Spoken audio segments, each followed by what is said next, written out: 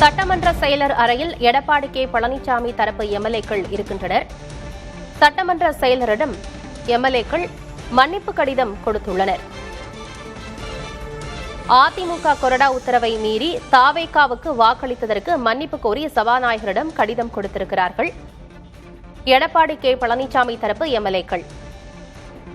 திரும்பி வந்த எம்எல்ஏக்கள் மீது தகுதி நீக்க நடவடிக்கை எடுக்க வேண்டாம் எனவும் கோரிக்கை வைத்திருக்கிறார்கள்.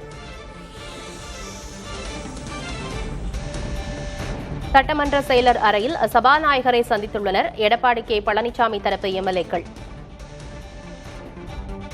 திரும்பி வந்த எம்எல்ஏக்கள் மீது தகுதி நீக்க நடவடிக்கை வேண்டாம் எனவும் கோரிக்கை வைத்திருக்கிறார்கள்.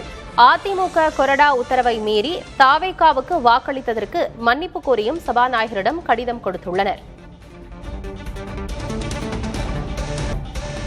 ஓஎஸ் மணியன், பாலகிருஷ்ணா ரெட்டி ஆகியோர் சட்டமன்ற செயலரிடம் கடிதம் வழங்கியுள்ளனர். அதில் அதிமுக கொறடா உத்தரவை மீறி தாவேகாவுக்கு வாக்களித்ததற்கு மன்னிப்பு கோரி கடிதம் கொடுத்திருக்கிறார்கள்.